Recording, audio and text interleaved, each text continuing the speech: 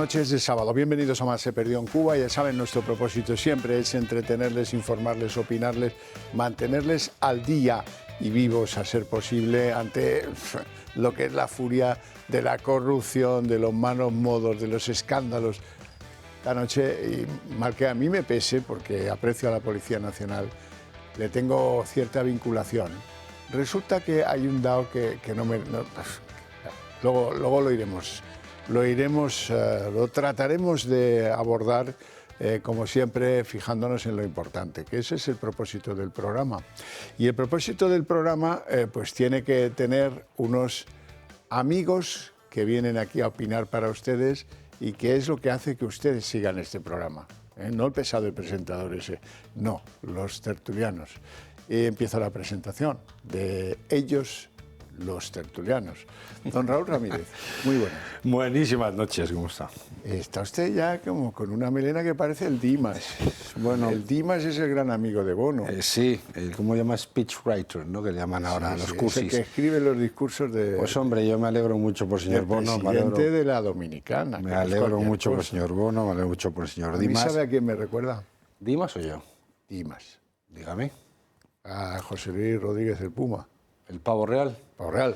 A todos los que les dicen porque algo les iba a gustar. Pavo real, y ahí lo dejamos. Chévere. Bueno, don Mario Garcés, usted está seguro que se acuerda de esta canción. Bueno, no solamente eso, sino que me han comparado con el Puma alguna vez. Por el también. Puma. Yo he pasado varias etapas de mi vida. Primero Maradona, luego el Puma, luego Ricardo Darín, y ahora estoy con Pablo Escobar, que la última vez me compararon en Estambul con Pablo Escobar. Bueno, con Darín sí tiene con Darín tengo cierta tal. Mientras no te compré con el PSOE vas bien. Por cierto, esto no va de presentación. Presentación es cuando yo digo que este caballero pues es político, que ha sido pues portavoz adjunto en el Grupo Parlamentario Popular, que es un intelectual, que es un hombre pues, servidor del Estado, porque ha ejercido altísimos cargos de responsabilidad en diferentes administraciones, es decir, que ha batido el cobre no dependiendo, no como ese director general de la policía, que era un chico de Bono, que lo recogieron allí en la dirección general y que ni se ha enterado ni se quiere enterar. Y sobre todo soy un privilegiado por venir los sábados por la noche ¡Hombre! a este programa que ve tanta gente, que tanta gente nos agradece porque les hacemos compañía a estas horas. Fenomenal. Don José Luis Balbás. ¿Usted se acuerda de una canción muy famosa? La cantaba Concha Velasco, no sé si era suya. No te quieres enterar, Ah, sí, eso sí. Esa sí se acuerda, ¿verdad? Eso sí me acuerdo, hombre. Bueno, pues... Yo era hasta joven. ¿Y melenudo? Sí, ¿Usted alguna vez melenudo? Muchas veces. ¿En serio? Mírame las fotos mías de... Tiene que traer una de esas fotos. Con 27 y 30 años, sí. ¿Ah, sí? Bueno, a lo que vamos, don José Luis Balbás, economista, hombre de números en las empresas y además que le dedicó, 25 o 30 años al PSOE, ¿no? Se lo conoce bastante bien. Bastante bien, sí. Bastante bien, ¿no? Bastante bien. Bueno, Y al personaje también. Hoy quiero empezar esto. Yo me esfuerzo a veces en traerles cosas que les hagan sonreír. Y a veces les tengo que traer, muy a mi pesar, cosas que nos enrabietan un poco. Van a ver estas imágenes. La culpa es del viento, sí, la culpa es del viento y la culpa es del que no cambia la bandera una vez por lo menos cada año. La bandera de Colón, la más grande que hay en España, la bandera nacional, la custodia la Marina y cuando la tratan de izar se rasga como si fuera un trapo viejo. Viejo seguro que sería, porque aquí solo se invierte en defensa en Indra y por intereses lamentables. Pero en los ejércitos, en la Guardia Civil, pues no hay dinero. En ningún lado. Esta es la mejor imagen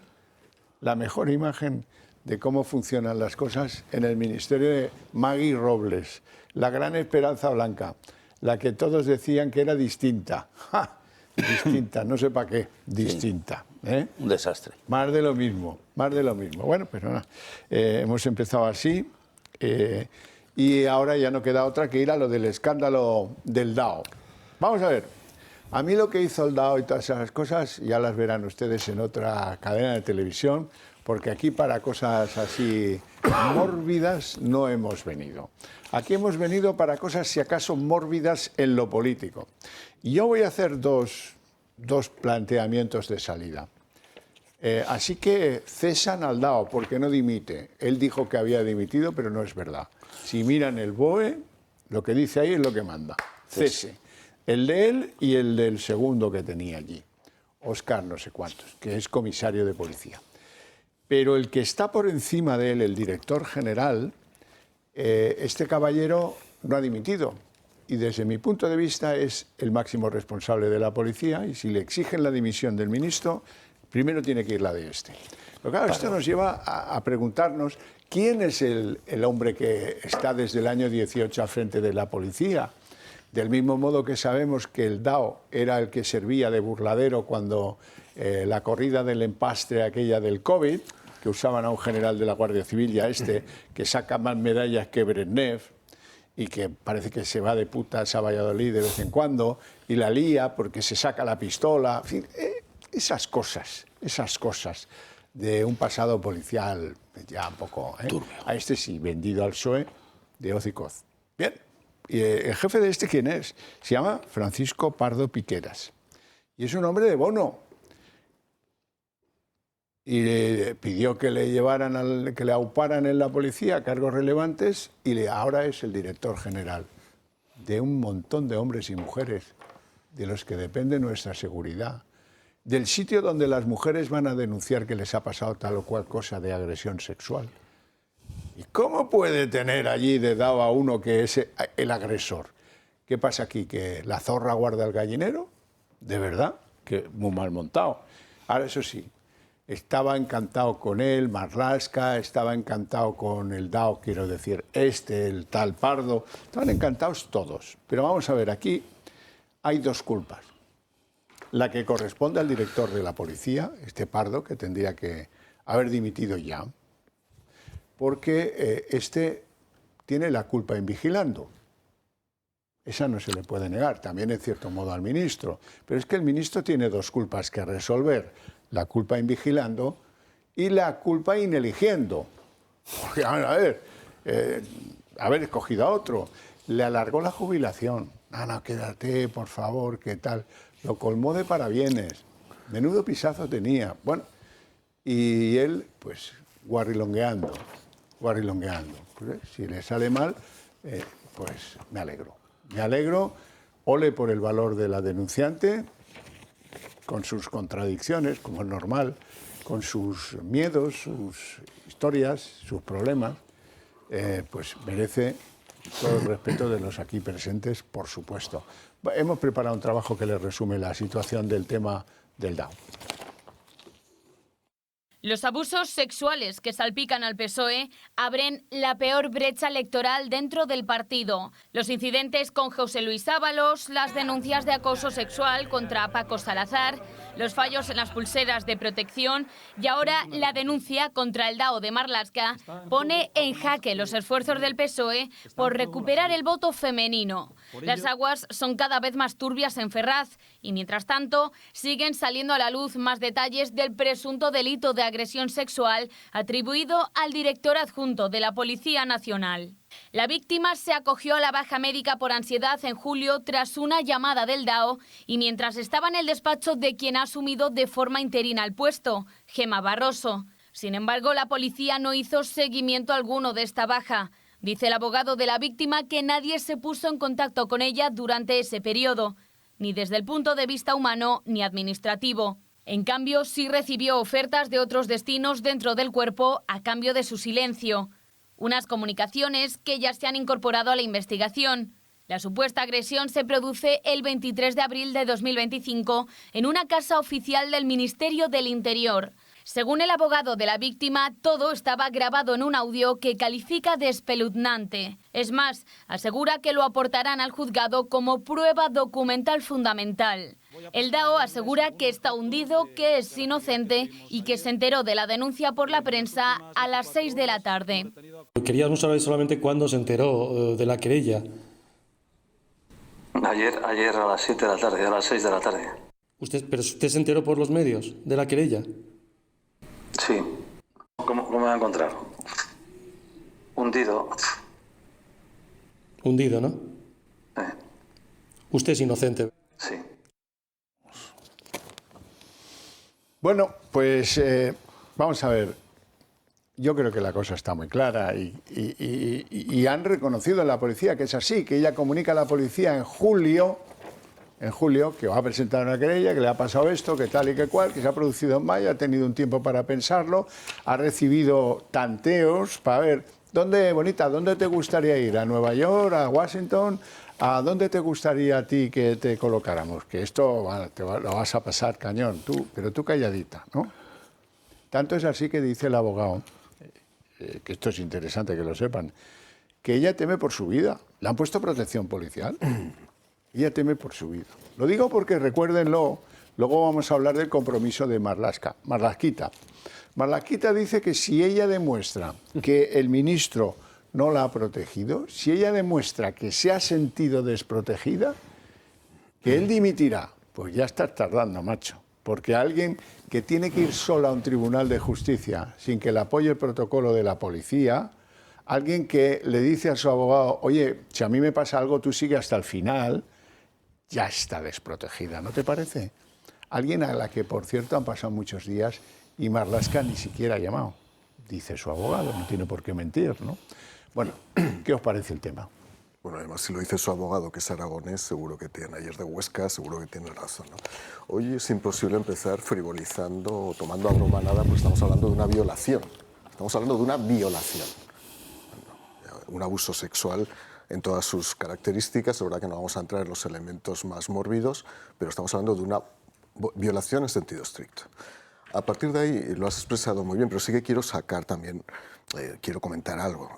La Policía Nacional ahora estará muy afectada porque hay extraordinarios profesionales en la Policía Nacional y yo me gustaría también defender a los grandes profesionales que tiene la Policía Nacional. Sí, hombre, a estos no, evidentemente, pero sí a los efectivos de la Policía Nacional que durante muchos años están jugando la vida y además su prestigio, fruto precisamente de la desprotección física y jurídica a la que les ha sometido el Partido Socialista Obrero Español.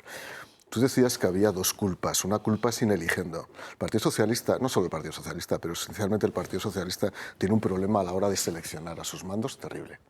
Porque no hablamos solamente de rigor, competencia, talento, capacidad, idoneidad profesional. Hablamos de integridad. Y esta persona, hasta donde hemos sabido, yo no tenía ni idea, la verdad, pero hasta donde se ha sabido hasta ahora, era una persona que estaba intoxicada y tenía una mácula permanente por comportamientos de este tipo.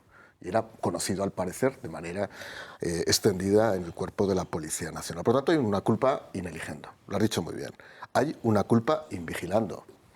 Aquí, una vez más, y cerraré mi intervención con esto, hay una especie de silencio de las ovejas y de los corderos. Nadie sabía nada otra vez.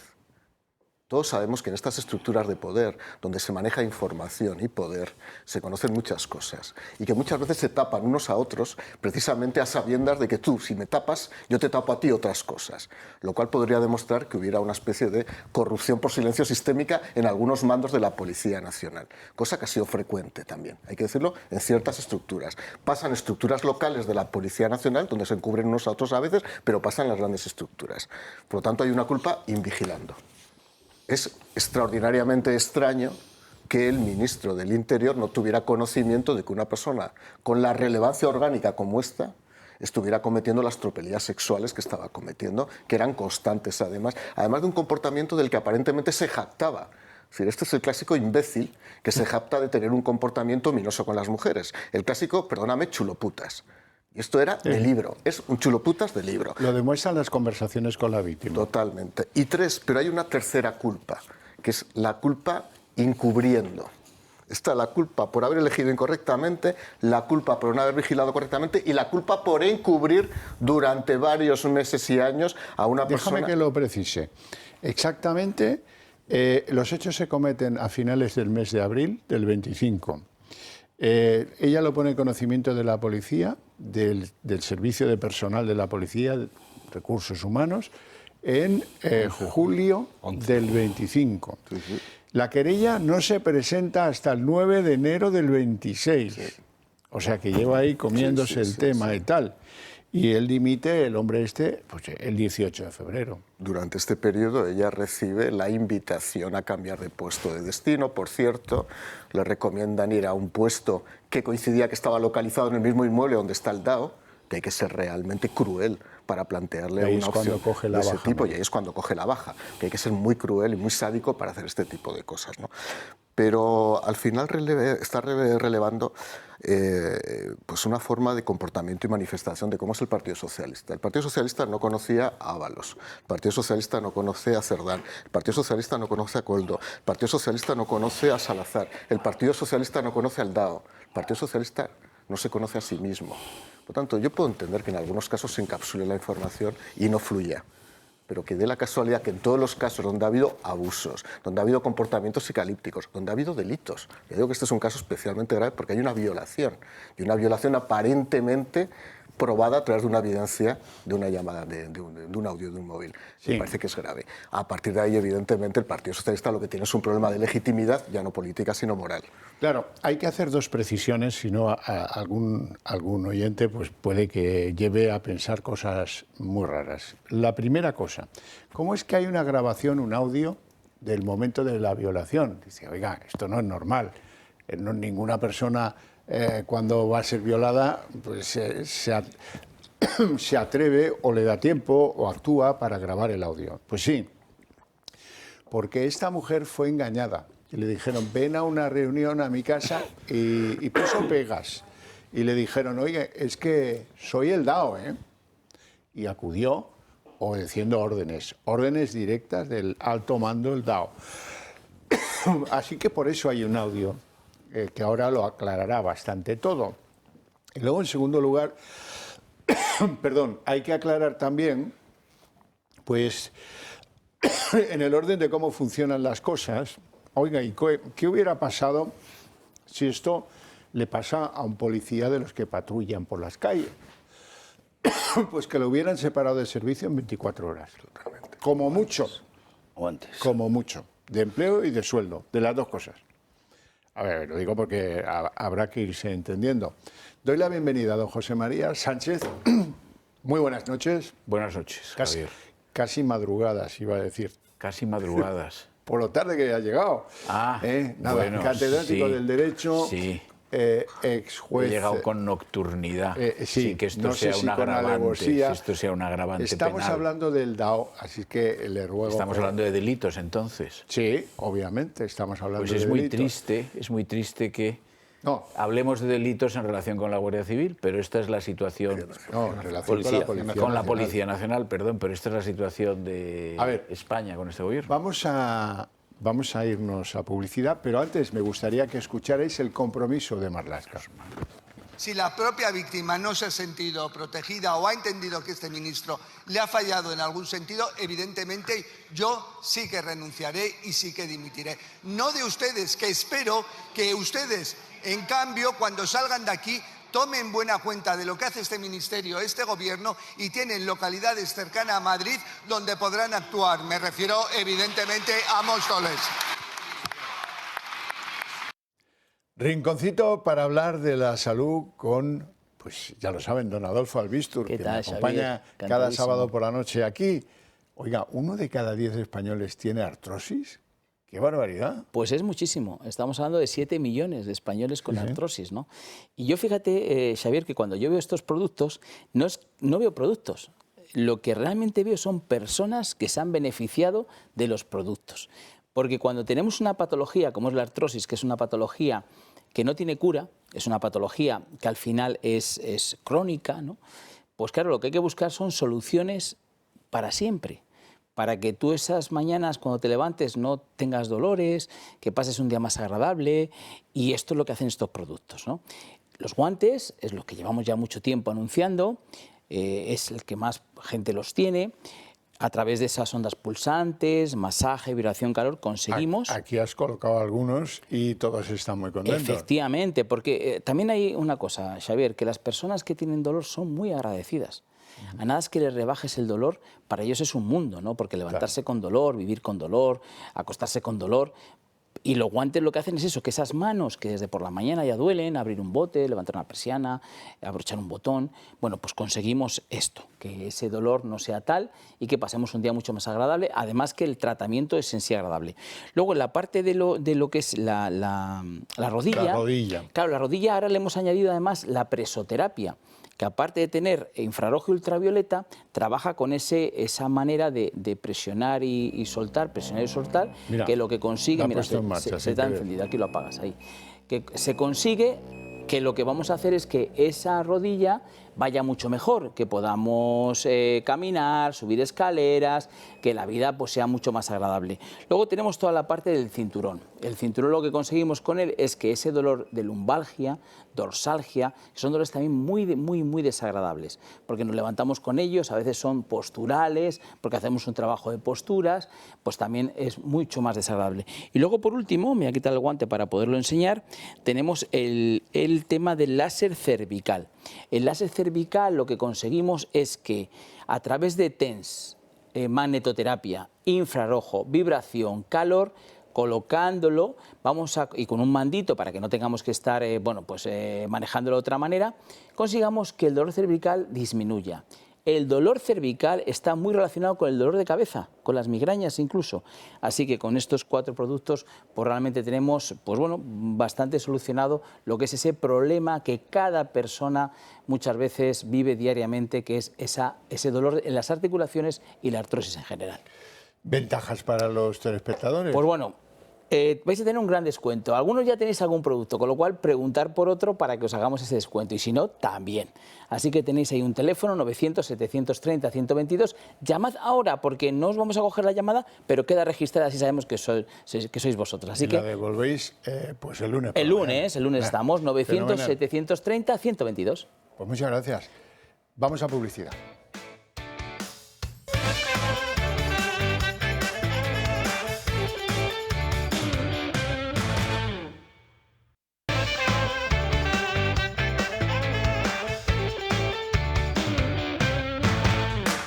Bueno, don Raúl Ramírez, introductoria a propósito del DAO y su importancia. ¿Por qué es importante que este delito se hubiera valorado distinto si hubiera sido, pues, no sé, mire, un ministro?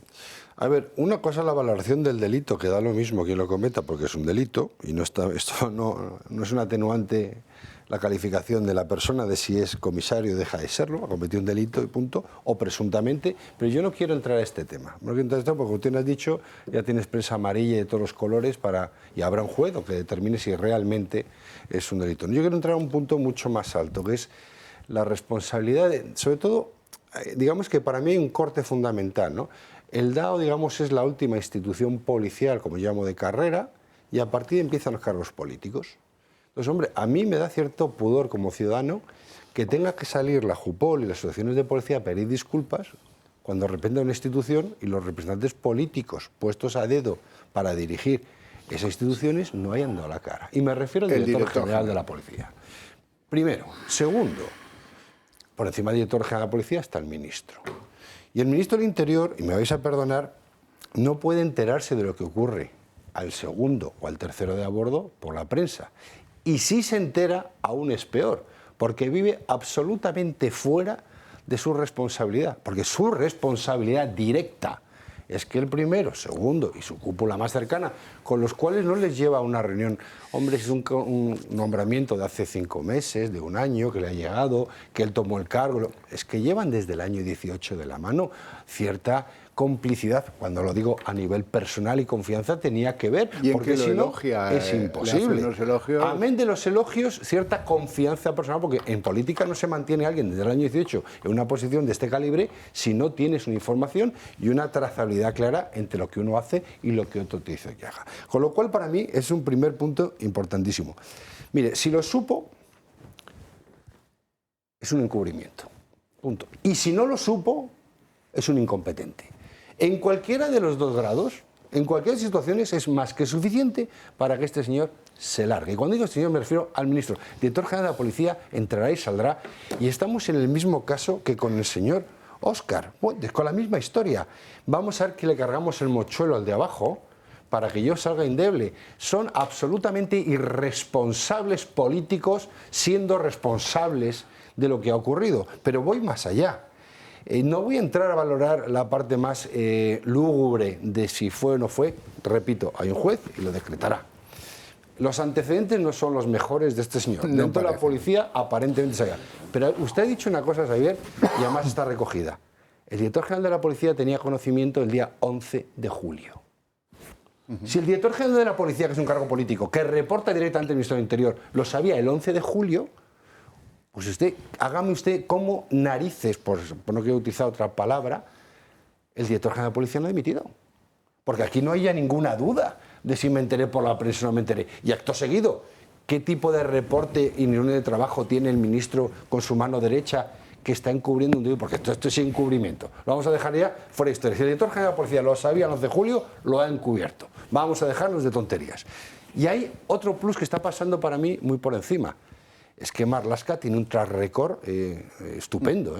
Marlaska, mal llevado. Ahí tengo que reconocer que el Partido Popular fue el primero que le vendió la moto. Marlaska es una brazafarolas y para mí un ministro muy sobreestimado. Marlaska, a través del Partido Popular, accede al Consejo General del Poder Judicial, donde le encumbran porque pensó que le iban a hacer ministro, y en cuanto llegó Sánchez, hay sus principios, sus valores, si no le gustan tengo otras, me paso directamente al PSOE, que me hace ministro, y me empiezo a agarrar como un caimán a mi ídolo, a mi nuevo dios, el sanchismo, que lo mantiene. El sanchismo está pudriendo todo lo que toca. Ha podrido la judicatura, está pudriendo la fiscalía, y no va a ser la policía un ejemplo.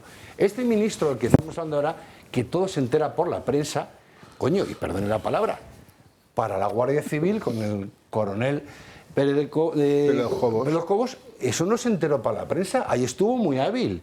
Pero en cambio, para promocionar de teniente coronel en un año a general de brigada al responsable del aeropuerto de Madrid, que estuvo con Delsi en menos de un año, ahí sí se ha enterado. Hombre, ya está bien de que nos toméis el pelo como si para fuéramos todos colgarle bobos. medallas, alguna de ellas pensionadas, pero vamos aún más lejos. De la Policía Nacional. Por eso que yo quiero subir arriba, vamos a dejarnos de las violaciones, vamos al fondo de la cuestión. Es que no solamente habrá un delito de violación, que ya veremos, no quiero entrar, pero es que hay un reconocimiento de un delito de malversación.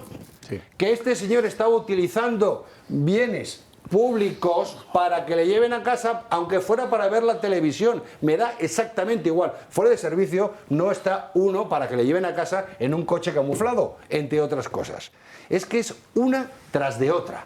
Una tras de otra. Y al final todo apunta al mismo sitio. O sea, a mí me parece muy bien que el señor Sánchez no quiera que ningún ministro dimita, porque es un síndrome de debilidad. A mí lo que no me parece ya de bien es que nos estemos cuestionando en los medios públicos si tiene que dimitir o no. Pues claro que tiene que dimitir, y tenía que haber dimitido hace mucho tiempo. Y me parece de ser un auténtico cobardón, por no llamarte otra cosa, que ya te lo llamaba la gente de tu partido en las grabaciones de Villarejos, donde se referían a su condición sexual de manera despectiva, cosa que no hacemos los demás, porque no viene al caso, pero entre ellos sí.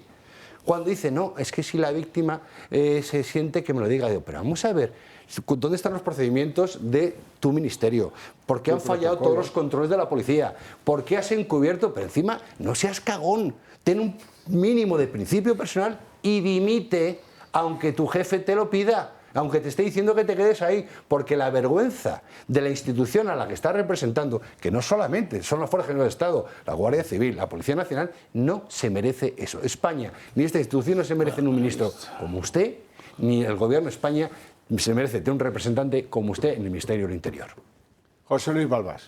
Bueno, el caso es, lo fundamental es desde luego un deterioro institucional de la policía, si no lo limpian, pero cuanto antes. O sea, y aquí responsabilidades, por supuesto, el ministro y el director general, eso para empezar. O sea, esos son los responsables políticos.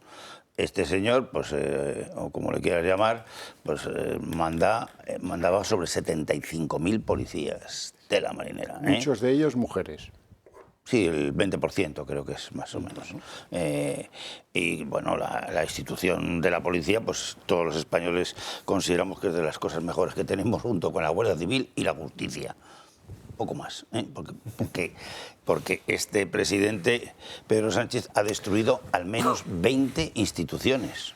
20 instituciones del Estado español destruidas, todo. O sea, su tribunal de cuentas, para empezar a contar, constitucional, una aberración como fue sustituido, absolutamente, empresas como Telefónica, como Indra, como Correos, destrucción incluso económica, o sea que en Indra metiendo unas pastas ya de 7.000 millones, 8.000 millones, venga, dale que te pego, ¿sabes?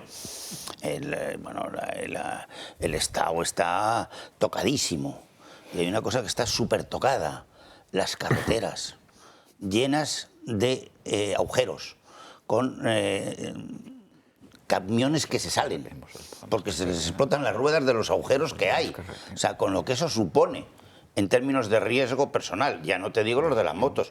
Por favor, no vaya usted en moto en esas carreteras, que son muchísimas, que no tienen más que agujeros, porque es casi mortal, o por lo menos un accidente fuertísimo, porque aunque sea así el agujerito, para una moto le lleva por delante, y sin embargo los camiones estallan las ruedas, o sea, es una cosa absolutamente bárbara. Las instituciones se van distribuyendo. ¿Y quién lleva el tema de las carreteras? Pues el gobierno. ¿Quién lleva la policía? El gobierno. Y la policía es lo fundamental en todas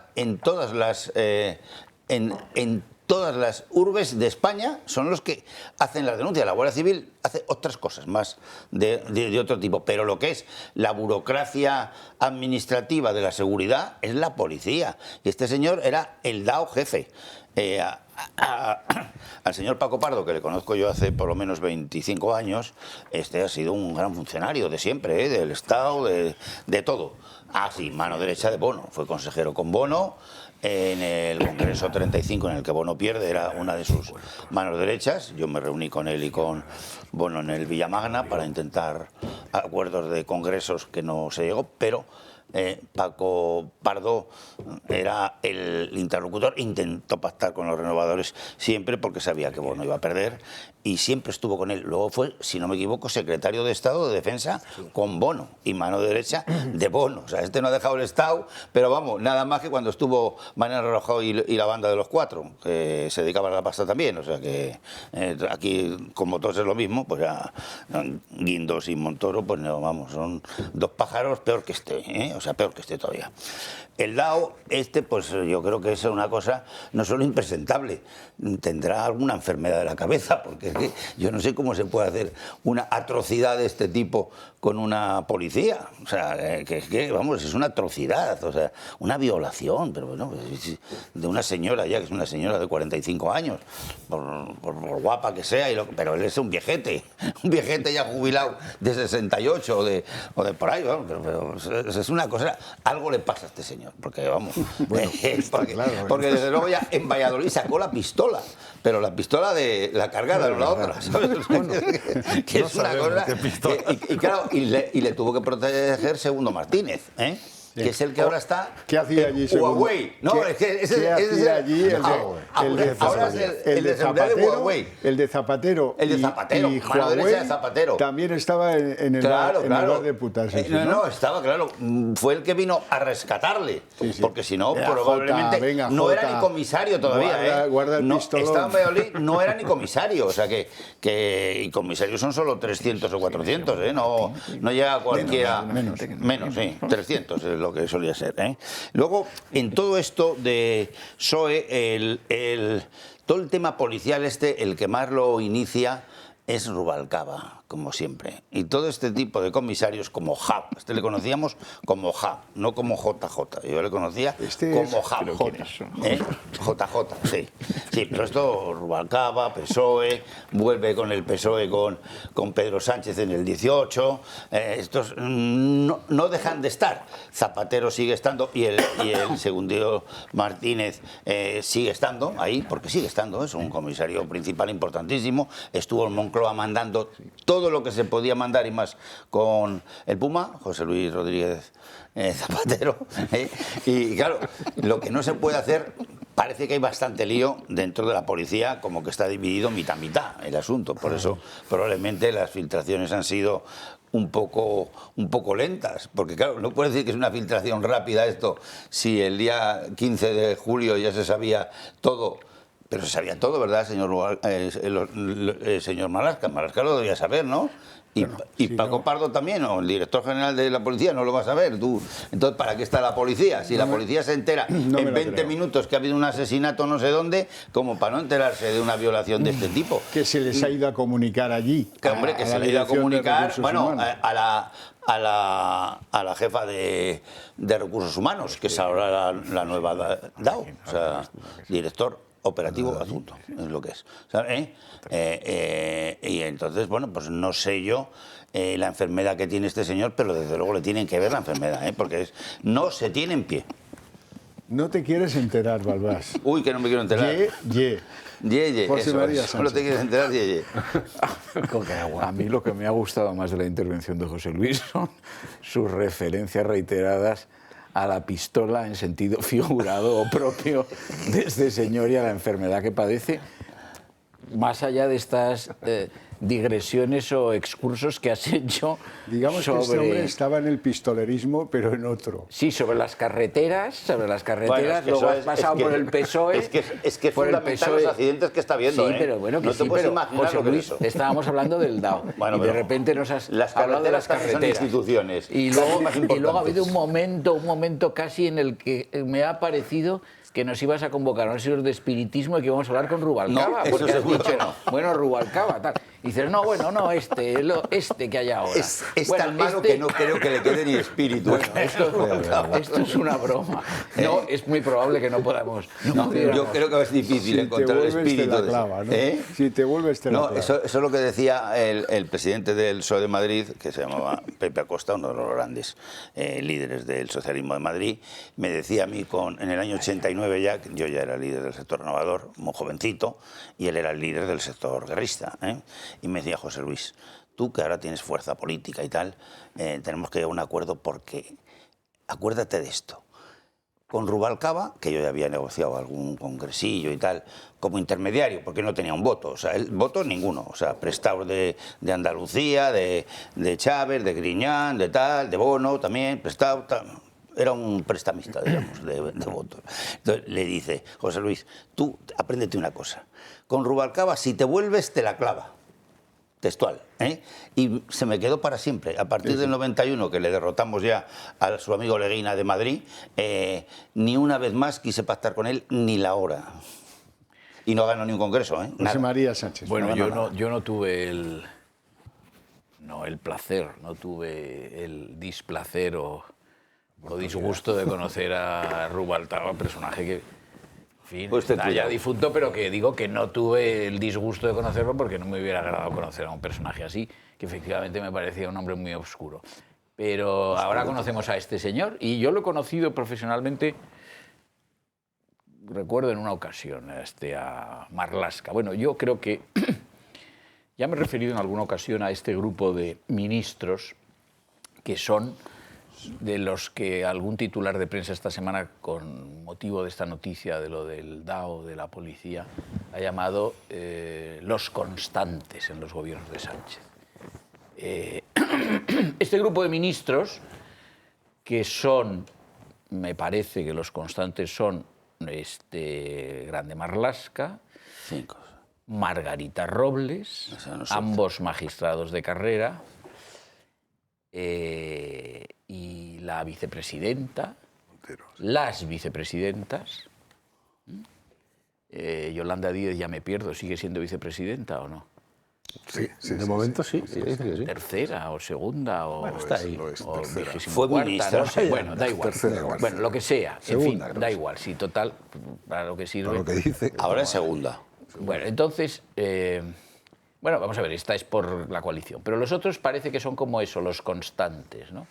En el caso de María Jesús Montero no digo nada, es un producto político del Partido Socialista, en este caso de extracción andaluza, pero vamos, lo podía haber sido igual, de extracción aragonesa o tal. O sea, es un subproducto de lo que es los gobernantes socialistas de origen regional en sus primeros cargos políticos que luego van llegando a Madrid, ¿no? Bueno.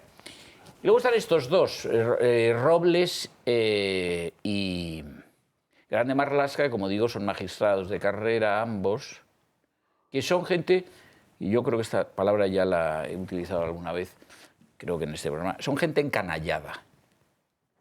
Es decir, esta gente, por su origen, más o menos político, porque Margarita Robles ya había sido secretaria de Estado en el último gobierno de Felipe González,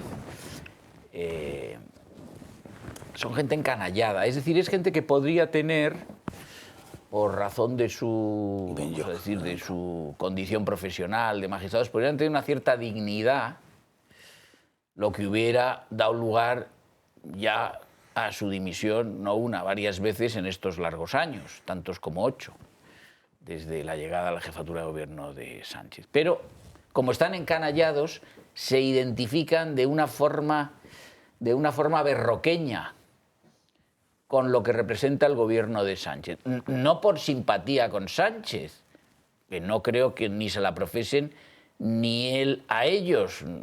Recordemos esos WhatsApp en los que ponía Sánchez mal a todos, a Margarita Robles, a este no me acuerdo, a Grande Marlaska. Es gente encanallada en el sentido de que están dispuestos y han aceptado formar parte de una canalla política por razones más o menos obscuras. O sea, es difícil saber por qué esta gente, sin ninguna necesidad y no siendo en origen personas de partido, aceptan estos papeles que en muchas ocasiones, como esta que estamos comentando, pues son papeles teñidos de un color que los aproxima al delito. No se entiende. Bueno, no se entiende. Del mismo modo que dice José Luis Balbás que el dao este de la pistola tiene que ir a un médico porque está mal, pues estos señores yo no sé a dónde tienen que ir, pero desde luego no son gente común. Es decir, en este sentido, creo que su comportamiento es patológico. Si por patológico entendemos un comportamiento que no corresponde al comportamiento común del sujeto medio. Y un sujeto medio, por ejemplo, un magistrado que acepte un cargo político en un momento dado, creo que no se comportaría con este grado de encanallamiento que caracteriza a la ministra esta, la Dora exploradora esta de los mofletes flácidos y que pega gritos en los sótanos de Paiporta, una señora absolutamente impresentable, de la que hemos hablado alguna vez, que tú conoces muy bien, de su largo paso por la judicatura en Cataluña, y este señor, que todo le parece bien, todo lo justifica, cuidado, como sujeto pasivo y como sujeto activo es deleterio, porque es el que se ha cargado al coronel Pérez de los Cobos, con la solución judicial que sabemos de esas decisiones arbitrarias y totalmente politizadas. Bien, dicho esto de este individuo, y no me voy a alargar mucho, de todo lo que hemos tenido que ver de este sujeto, tengo que decir que esto no me parece lo peor. Lo peor no me lo parece. Es decir, el DAO este es un depravado o lo que sea, y circula por allí cual sátiro, como había otro en la Moncloa suelto, porque claro, es que no sé, esta gente siempre tiene un sátiro en los lugares donde están las sedes de sus ministerios, presidencias, etcétera, etcétera. Bueno, pues no se ha enterado, o se ha enterado a medias, no le ha dado importancia. Claro, bien, pues está mal, indudablemente, claro que está mal, pero no es lo más grave de lo que ha sucedido. Recordemos el episodio de la muerte de los agentes en Barbate. Salto a la verja que creo, si no me equivoco, que hay una instrucción penal en curso sobre aquello. Sí. Recordemos los episodios, no uno, varios, pero algunos gravísimos, como la invasión por la frontera de Ceuta y de Melilla también. No, y en Ceuta. En Ceuta la invasión que hubo de decenas de miles de magrebíes.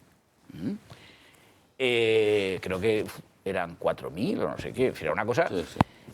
Habiendo además una jurisprudencia del Tribunal Europeo de Derechos Humanos de Estrasburgo precisamente sobre uno de los asaltos en Melilla, que ha dicho que es posible en circunstancias como esa la expulsión en caliente. O sea, que no vengan a decir, no, es que esto es contrario al derecho internacional, a los derechos humanos. Bueno, sí, pues será contrario, pero el Tribunal Europeo de Derechos Humanos ha dicho que no lo es. No, eso no les gusta, claro, no les gusta, etcétera. Es decir, que este es un episodio más de un sujeto que afecta a un sujeto, como he dicho, encanallado, por lo que he tratado de exponer aquí, y que es relativo a esta esfera sobre la que hay ahora una preocupación extrema, que es todo lo relativo a la sexualidad. Curiosamente, en un mundo, y ahora termino, que postula la liberación sexual y la liberación en las costumbres, ese mundo que está liberado sexualmente, al mismo tiempo se escandaliza constantemente por cuestiones que antes de esta liberación tan, en fin, tan superlativa no escandalizaban tanto y que nos recuerdan un poco a unos respingos puritanos del siglo XIX. Es decir, este señor le ha tocado el trasero a esta señorita. Gravísimo, gravísimo, delito, equiparable, se unifican los tipos penales, es lo mismo eso que una violación. Bueno, no, mire usted, no es lo mismo, no es lo mismo. Es decir, todo esto es un mundo oscuro de gente de mala condición, en su actuación, en su modo de pensar, acomplejados por estos pensamientos que son ideas que se reciben y sobre las que no hay ninguna capacidad crítica. En fin, es una cosa espantosa. Eso es lo que quería decir, pero yo lo que quiero hablar es de la situación, espero tener ocasión, del gobierno desde un punto de vista electoral, porque están claro, estos están en caída libre. La tendremos, pero yo no estoy de acuerdo con usted, porque creo que este es el peor de los problemas que ha generado Marlaska. Y me voy a explicar. 75.000 personas dependen de ese DAO, 75.000 personas. ¿Y este gobierno por qué quiere caracterizarse? Por el defensor de la mujer. Sí, bueno, bien. Y resulta que al tío que han puesto allí, al Brezhnev de las medallas, al abuelo J, resulta que se le va la olla y que persigue a una obsesivamente. Y resulta que el organismo, que depende del ministro, pues hace, pues, a ver si cuela, vamos a ofrecerle cosas. ¿Dónde te quieres ir, bonita? Elige destino. Un asco. En definitiva, un asco. Volvemos enseguida a eso, nos vamos a ir a publicidad, pero antes, ahora viene otra guerra. Ahora resulta que ¿quién investiga al DAO de la Policía Nacional? ¿La Policía Nacional? ¿Estás tú loco? Anda, Pachi, ¿quién tiene que investigarlo? Pues lógicamente lo tiene que investigar la Guardia Civil. Eso es lo obvio, ¿no? Sí. ¿Quién si no? Si quieres voy yo, pero no tengo tiempo para asumir esas funciones. Así es que nos vamos a publicidad y luego continuamos.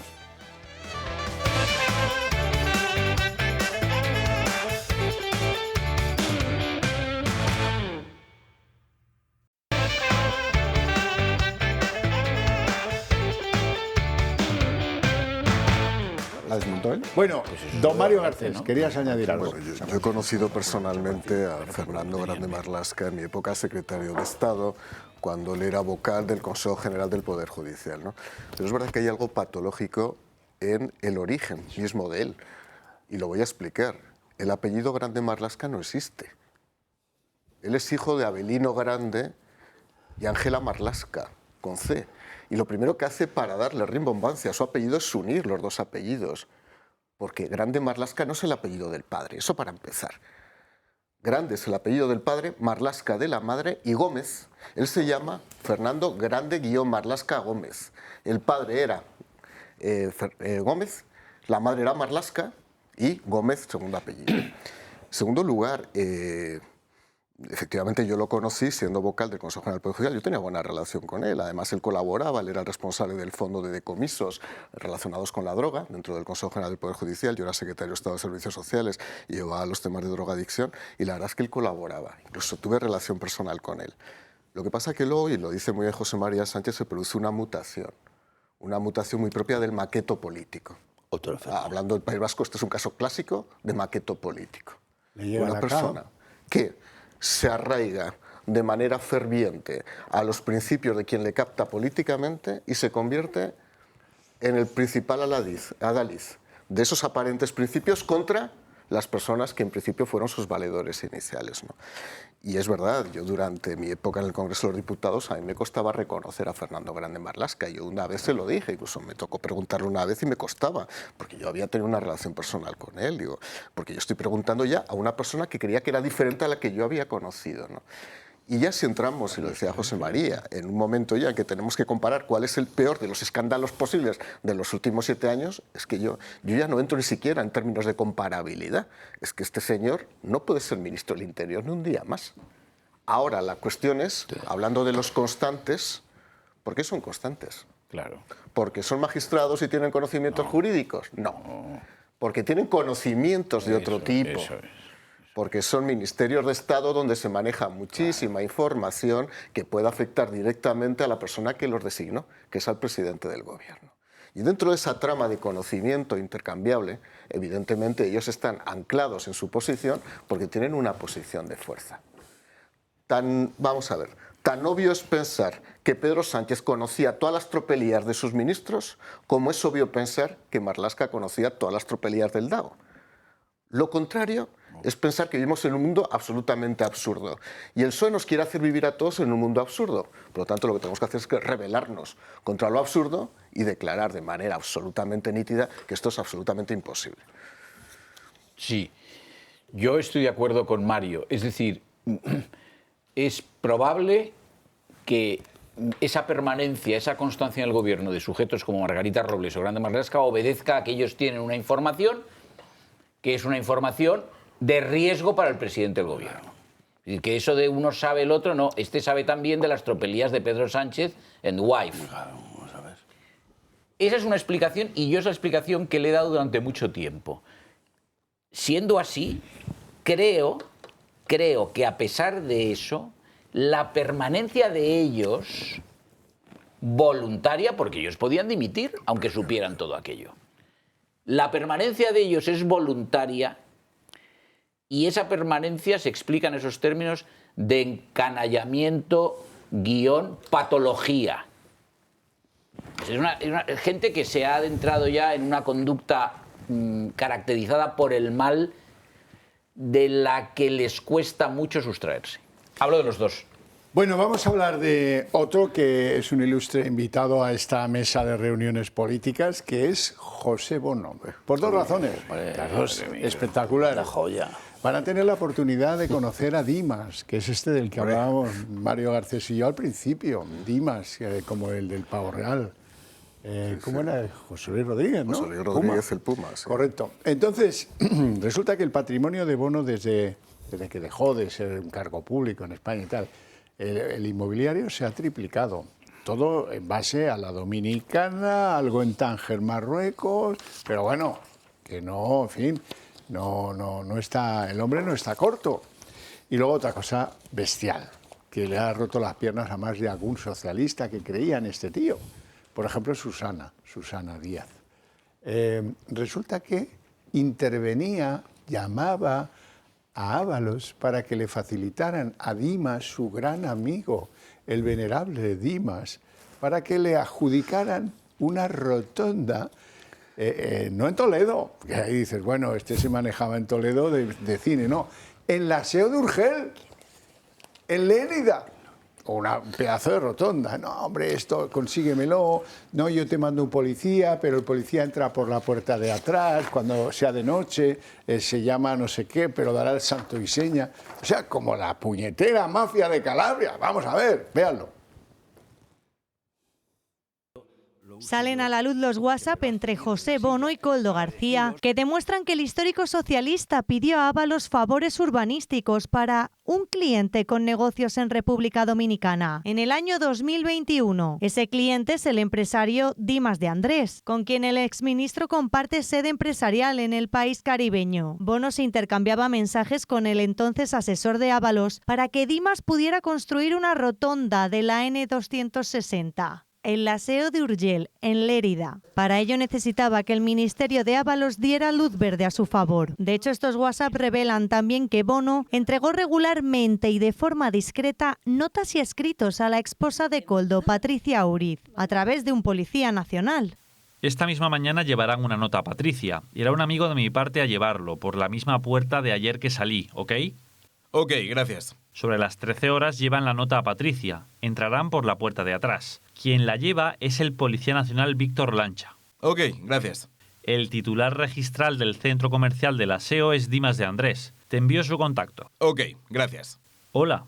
No han llamado a Dimas por lo de la rotonda del Aseo. Si puedes... Buenos días, señor. Le comento. Ya trasladé el tema para que llamen al dueño directamente. Muchas gracias. Bono se reunió con Koldo en numerosas ocasiones, tanto en el Ministerio de Transportes como en restaurantes y hoteles de Madrid, hasta julio de 2021, cuando Ábalos fue cesado por Pedro Sánchez. Estos favores vinculan de lleno a José Bono en el caso Koldo, sumándose a la decena de políticos del PSOE salpicados por esta trama de corrupción. El que fuera uno de los hombres más fuertes dentro del gobierno de Zapatero ha reconocido estos mensajes con Koldo, pero resta importancia al asunto. Dice que simplemente puso en contacto a un cliente suyo con el que fuera ministro de Transportes a través de Koldo y asegura que sus gestiones no tuvieron ningún efecto porque Dimas de Andrés no logró hacer la construcción de la rotonda.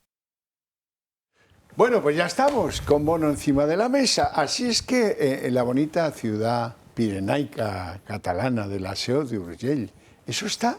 ¿La rotonda dónde llevaba? ¿Lérida o llevaba Andorra? Cuidadín, que nos acercamos al peligro. El tal Dimas, ¿qué pito toca aquí? Bueno, Raúl Ramírez. No debiera haber dicho yo qué pito toca aquí, ¿no? Ya, sí, pero lo he dicho con... Soy un inocente, soy un inocente. ¿Qué queréis? Pido perdón por ser inocente también. Gracias por dejarme y pago mis impuestos. Que me recomponga, porque no ha sido fácil después de este paso.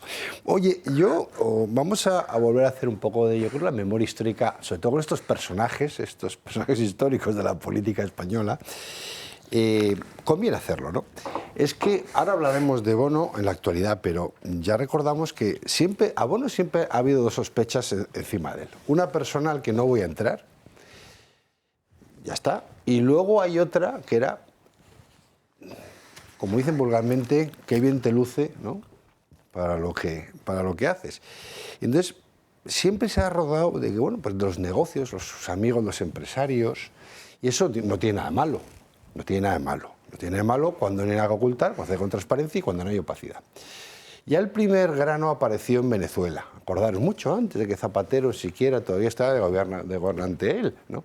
Con las famosas ventas de las fragatas españolas, donde teníamos la prohibición de vendérselas a Venezuela, le quitamos la tecnología y se la vendíamos por detrás, ¿no? Nunca se supo, porque además ya hay un viaje trazado entre una nota Dominicana. a pie de página muy Yo breve. Yo a usted le dejo después breve, de esa entrada lo que haga falta. Mucho más breve de las que a mí me hacen. Una se hundió por mal manejo del capitán de la embarcación y la otra la tuvieron que hundir. O sea que ya no existen. Pasaron las comisiones, lo que generó quedó, pero las fragatas nunca más. Pero ya teníamos ahí el primer ejemplo. El segundo ejemplo fue el señor Morodo, también que todos conoceremos, embajador en Venezuela, precursor, antecesor y no sé qué más sor colocarle de lo que vino después. Me imagino que sería pues el Hereus de todo lo que ha ido llegando y estamos viendo ahora. Y ahora llegamos ya a nuestra actualidad, por lo cual estamos hablando de una secuencia que, bueno, hay cierta sospecha, cierto tufillo a que este señor tenía ciertas habilidades más allá de las políticas, ¿no? Pero ahora, vamos a ver, a mí el problema no es que un señor tenga negocios fuera de España. Este señor pues ahora está retirado de la vida política aparentemente, no tiene cargo público, está retirado, hace sus negocios. Oye, me parecería fenomenal. ¿A mí dónde empieza el tufillo a complicarse? Pues que hay un exalto cargo que usa la influencia política / personal para favorecer intereses privados con un matiz, con opacidad. Porque, oye, si todo es transparente, no hay problema. Uno explica, lo dice y no hay nada que reprocharse. Bueno, en el pasado probablemente sí, cuando tenía cargo público, ahora no lo tiene. Pero claro, de repente uno empieza a mirar, porque claro, la inteligencia artificial, pero sobre todo la digitalización de los procesos te permite saber cosas muy rápido. Y uno dice, oye, hay un organismo público, como que se llama ONAPI, un organismo oficial dominicano, y uno dice, ¿cuántas sociedades tiene Bono allí? ¿Desde cuándo las constituyó y a qué se dedican? Y cualquier persona en su casa esta noche se mete en su tablet o su ordenador y le va a salir Sociedad Veleta, Teibelpir, República Dominicana, Betapir, Ticketset y Group. todas están oficialmente a nombre del señor Bono, todas constituidas en los últimos meses / años, y todas con unos ingresos fantásticos, pero opacas. ¿Y por qué son opacas? Pues yo creo que si uno no tiene nada que esconder, pues habría que preguntarle a qué se dedican oficialmente, porque son estas típicas sociedades que empiezan a ser el objeto social, empieza pero nunca acaba. Pueden hacer desde pasteles a importar uranio, unas cosas absolutamente descomunales. Bueno, este señor, ¿qué interés tiene en estos objetos sociales? Pues ya me empieza a preocupar.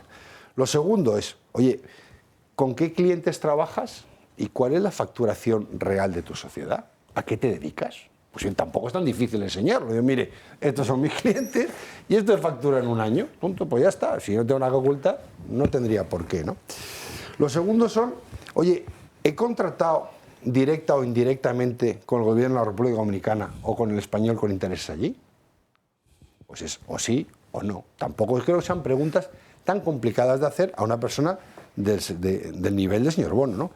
Otra pregunta que sería, en todos los contratos de que he sido adjudicatario, concesionario o partícipe, ¿ha habido intermediación del gobierno español? ¿O de alguna sociedad mixta o directamente participada por el gobierno español?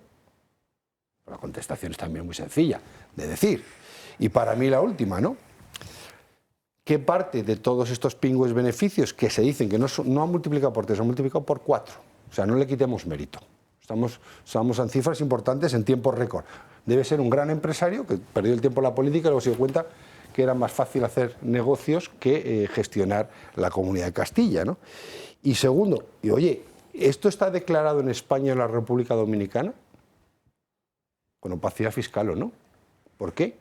Entonces, yo creo que el señor Bono, como tantos políticos que entienden su trayectoria profesional como un paso por el servicio público para luego forrarse, porque antes hablábamos, acordaros, de las puertas giratorias, es decir, que cuando acaba la vida política le voy a colocar en tal consejo, que ha habido mucho de esto, anda que no ha habido inútiles colocados en consejos de administración de grandes compañías españolas por el mero hecho de estar pagando favores, no solo en la policía, esto se ha hecho en todas las instituciones políticas de este país. Pero a partir de ahí llega la segunda parte, que dice, bueno, ahora resulta que hemos descubierto que más que ser consejero es mejor ser empresario. Y resulta que todos estos lobistas, comisionistas, entre los que están de todos los ámbitos políticos, el señor Pepe Blanco tiene su asesoría, que la integra parte del PSOE, parte del PP, tiene un lío montado de ex políticos de todo índole. Todos son negocios generados en el lobby de las relaciones con las instituciones. Entonces, a partir de ahí, si el señor Bono no tiene nada que ocultar, ni tiene ninguna tacha, yo estoy convencido de que todas estas preguntas, que son muy simples, muy tontas y muy fáciles, las va a contestar. Y una que le voy a hacer yo, la va a contestar usted. Y ahora acabo. ¿Dónde creo que se equivocaríamos? Pues nos equivocaríamos dándole carta de naturaleza a un lado y no al otro. Si yo tengo que dudar de los viajes del Falcon a la República Dominicana con unos enlaces, luego no de ese Falcon, de otro avión a Caracas, pues tendré que saber quién era el correo de transmisión de todos estos negocios y a través de qué sociedades vehiculares se han constituido o para qué están constituidas estas sociedades. Y a partir de aquí, que cada uno interprete lo que dice. Yo simplemente no acuso a nadie de nada, simplemente hago preguntas que parecen que alguien no tiene nada que ocultar, podría explicar perfectamente en 5 minutos. ¿Quién es Dimas, el socio de Bono? Bueno, Dimas, el socio de Bono, pues aparte de su compañero sentimental, creo, cosa que me alegro, por ambos dos, pues estarán estupendos, pues es que ahora le determinan como speechwriter, ¿no? El escritor de los discursos de... Pero ¿de quién es el escritor de discursos? Porque no es lo mismo que escriba yo para el señor de la tómbola de al lado, para el que vende los cocos en la playa. Hombre, es que es el speechwriter del presidente de la República Dominicana. Y, hombre, a mí esto me empieza a preocupar. Estas conexiones tan evidentes al menos ponen en cuestión el que aclaremos todos de dónde viene el dinero, en qué se aplica el dinero, a qué se dedican esas sociedades y, sobre todo, mirarnos en España y preguntarnos si el gobierno español, a través de manera directa o indirecta, ha favorecido o no, porque las sospechas con la trama están claras. Yo voy aún más. En los negocios legales, ¿qué grado de implicación tiene el gobierno español? Barbas. Bueno, lo de Bono, pues evidentemente no se sostiene en pie financieramente la cuantía de un señor que ha estado trabajando casi desde pequeñito, en empleado del Estado. Autonomía de Castilla-La Mancha, que dejó destrozada económicamente y que sigue destrozada, tanto la agricultura como la industria, como el vino, como todo donde se ha metido, como las eólicas, que son de los sitios más viejos que están y que bueno, pues es un especialista, eso sí, en hipódromos. Tiene un hipódromo allí muy importante donde no se sabe dónde está puesto el paradigma de con qué dinero se construyó. No, hay una sociedad limitada que es la titular de ese activo que vale unos 6 o 7 millones de euros, pero apareció de la nada y allí sigue. Entonces, esta fue su gran inversión. Pero eso vale más que todos los sueldos que él ha cobrado en el Estado, aún siendo ministro de Defensa, presidente del Congreso, 20 años o 21 de la autonomía destrozada de Castilla-La Mancha, que es el nombre que la tenían que poner, que se ha quedado en un pis de nada, cuando es un sitio muy potente, ¿eh? Bueno, hizo un tren para él solo, que iba de Cuenca a Albacete y no sé qué, y duró 15 minutos, creo, y ahí está. O sea, un desastre de tipo de narices, ¿no? Que hacía pactos allí con Zaplana para que a ver cómo pasaban el río y no le pasaban. Un aeropuerto en Ciudad Real. En Ciudad Real, sí, todo. Una cosa absolutamente estúpida, además, desde el punto de vista de los negocios. Pero lo importante es Dominicana. Dominicana se ha convertido en un paradigma de la pasta de los expolíticos españoles, más bien PSOEs, porque de los otros deben estar en Liechtenstein o en las Islas Caimán, pero no sabemos. Pero esto es permanente, allí. Entonces, claro, no procede de una familia corriente de Albacete, Pepe Bono, y no vamos, de agricultor pequeño o menor incluso, ¿sabe? Y no se colabora con esos sueldos de tal, para nada, porque él, en cuanto deja de ser ministro de Defensa, pues ya desaparece de aquí. Tenía muchos amigos que tenían muchos empresas que empiezan por T, las conocemos todos, que se dedicaron también a la defensa, ¿eh? El Pocero. El Pocero también. Ese es otro. Ese es otro, además de la que empieza por T, TE, ¿eh? Eso que se dedica a la defensa y tiene muchos contratos, le siguen dando, ¿saben? Y muchas veces ha estado ahí de directivo el director general de policía también, que es un señor, porque va y vuelve de la administración automáticamente, ¿eh? O sea que son...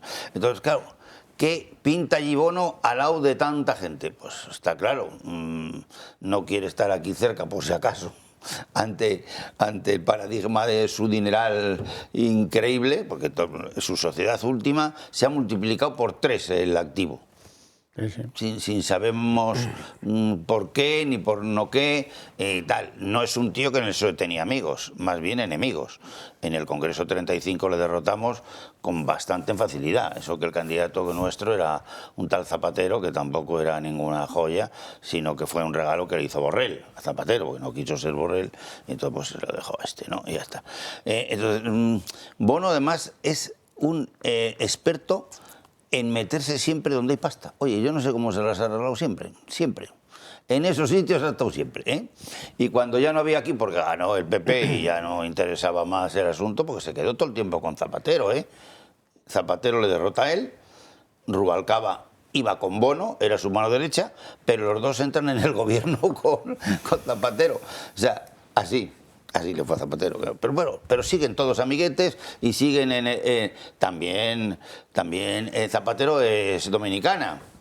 Recuérdese el avión famoso de Víctor Aldama, ¿eh? En el que le montaba de vez en cuando. O sea que, entonces, claro, eso desde luego la policía y la UCO tendrán que ser los dos, tendrán que investigar, porque es absolutamente asqueroso el dinero que hay ahí, que no tiene otro sitio de salida que la administración pública. O sea, lo demás a mí que no me cuenten nada, porque estos señores no han trabajado en nada en su vida, nada más que en este asunto político, ¿eh?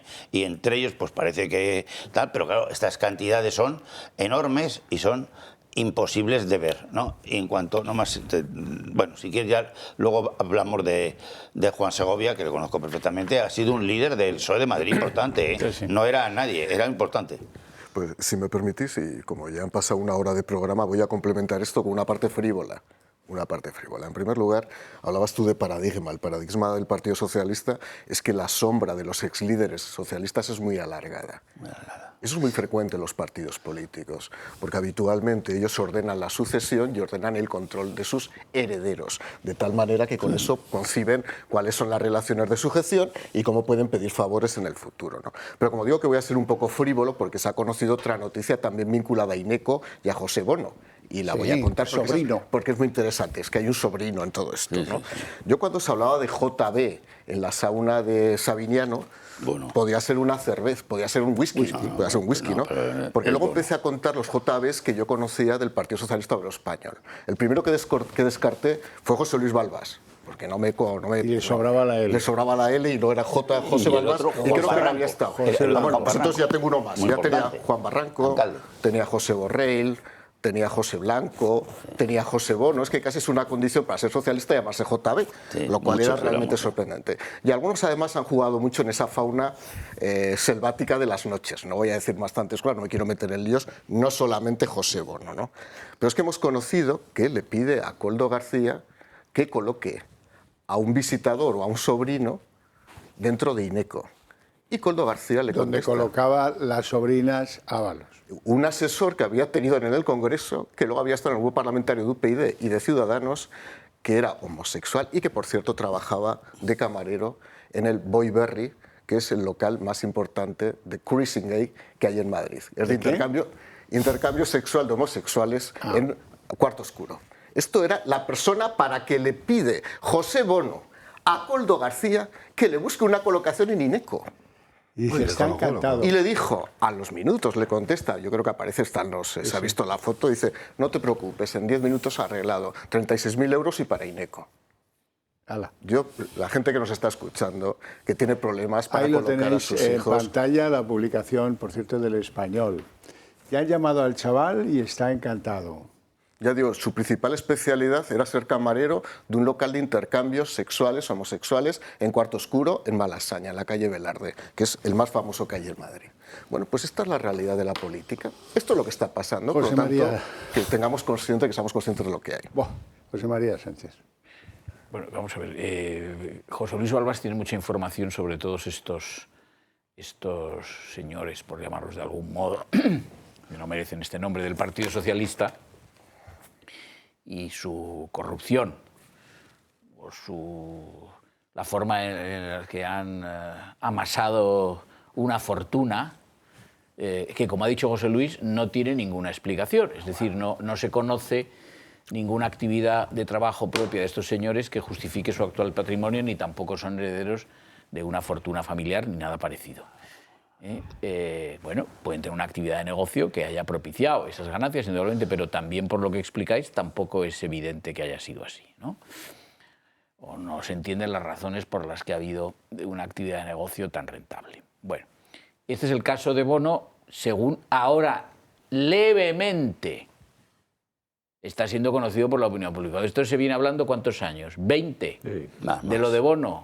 Más. Y alguna información ha habido en la prensa en el pasado. Sí.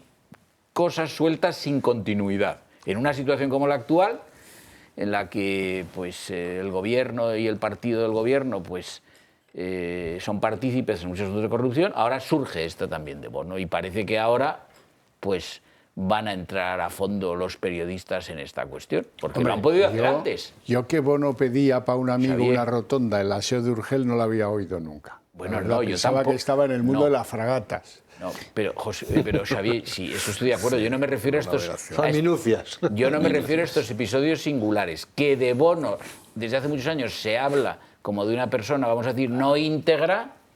Esto no es nuevo para ninguno de nosotros. Yo no tengo ninguna información sobre este individuo ni... Los barquitos de Venezuela, acuérdate. Bueno, entonces, pues esto con carácter general, al calor de una situación muy degradada. Y aparece Bono. ¿Por qué? Pues porque parece ser que efectivamente esa fama que le precede responde a una verdad.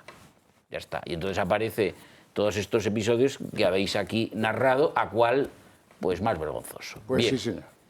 Y luego hay otra cosa que quisiera decir sobre los políticos y su vocación por el dinero. Efectivamente, el caso de Bono y de tantos otros es de personas que han llegado a la política sin tener medios de fortuna propios. Tantos, la mayoría, no todos, pero la mayoría. Bien. Y que además no han tenido unas capacidades profesionales que hayan permitido que tuvieran esa fortuna después de su paso por la política. O unas capacidades que estaban hasta entonces eran desconocidas, ¿no? Bueno, entonces, lo que hay que preguntarse es por qué todos estos señores que abandonan cargos públicos relevantes, como el caso de Bono, ser ministro, ser presidente de una comunidad autónoma, ser presidente del Congreso, pero pongo este ejemplo, podría poner todos los que queramos, a todos nos viene a la cabeza, incluidos los del PP, claro, ¿no? Sí, y todos. Bueno, entonces, vamos a ver, la pregunta es ¿por qué? O sea, ¿por qué estos señores no se conforman con ser un directivo empresarial, los que se jubilan con vivir de su pensión, los que... Pero aquí hay, de nuevo, que examinar la cosa desde un punto de vista de su psiquismo, es decir, el sujeto que sin especiales méritos, que esta es la clave, llega a un cargo político muy importante, sin especiales méritos ni de inteligencia, ni de formación, ni de experiencia, ni de capacidad profesional, léase José Bono, llega a un cargo muy importante, esa situación, ese hecho determina que él acabe creyéndose que él es una persona con la inteligencia, la formación, la experiencia, aunque no las tenga, que corresponden a ese cargo. Entonces, cuando concluyen ese mandato, estoy pensando en un señor que no es del PSOE, en fin, no voy a decir el nombre. Cuando concluye su mandato, dice, bueno, pero si yo soy un señor, si yo soy una persona tan inteligente que he sido ministro, ¿cómo además no voy a ser millonario? Aquí hay algo que falla en mi vida.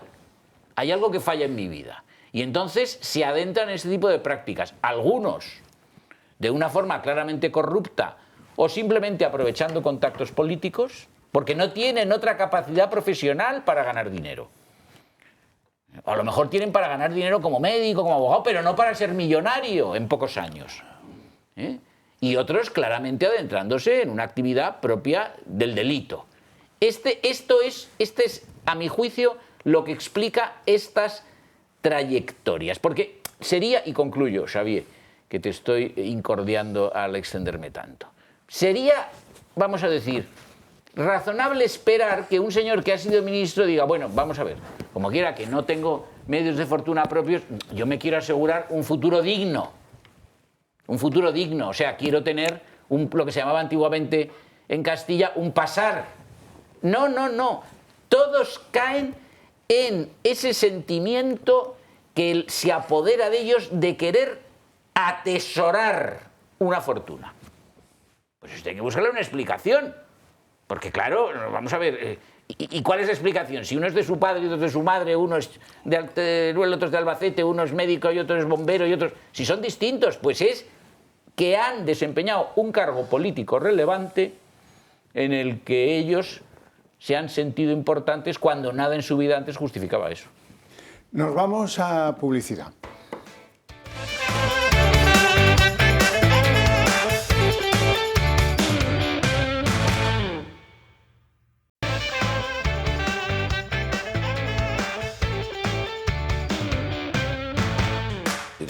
Yo no sé si ustedes, pero necesito un desengrasante y hoy nos lo va a ofrecer el propio Pedro Sánchez cuando responde al presidente antiguo del gobierno socialista, Felipe González, enseña los dientes, que es la manera de decir, me va fenomenal.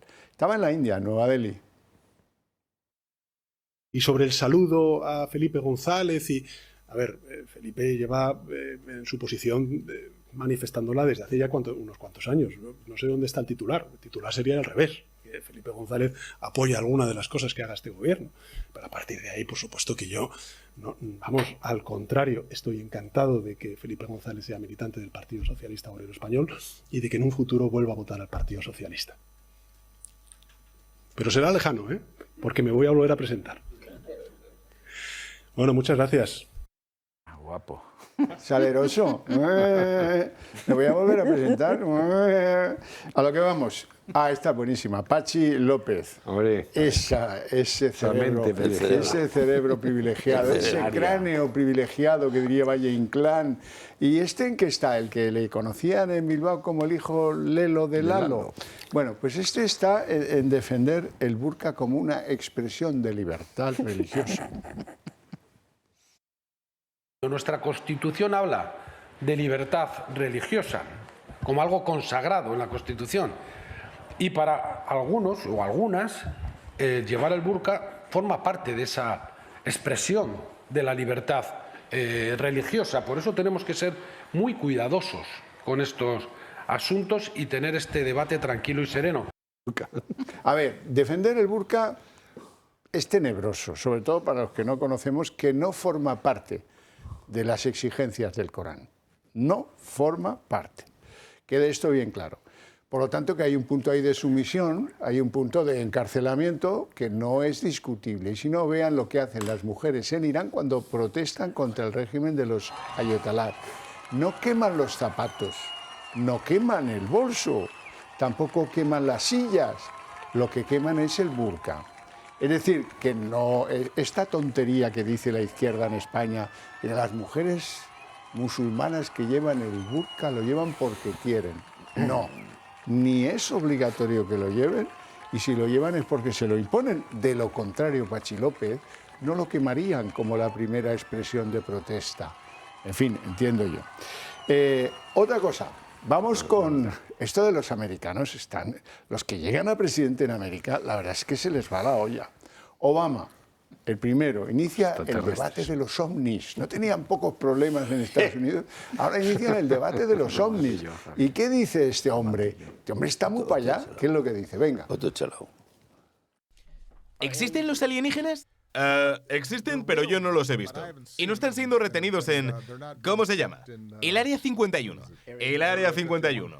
No hay una base subterránea, a no ser que esta gran conspiración exista y se lo hayan ocultado al presidente. Bueno, Obama, el tío Sam, dice que son reales los extraterrestres. Pero luego llega Donald Trump, que al día siguiente dice, le voy a llevar a los tribunales, se supone que por revelar secretos a los que ha tenido conocimiento como presidente.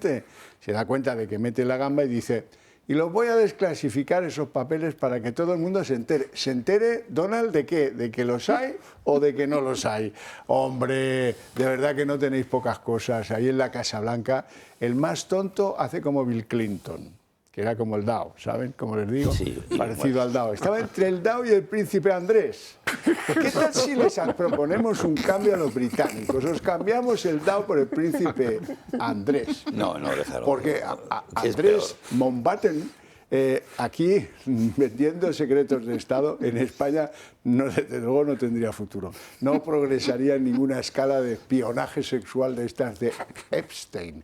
Bueno, a lo que vamos. El personaje nefasto de la semana. Vamos a ver cómo va la cosa. Vamos con la ráfaga.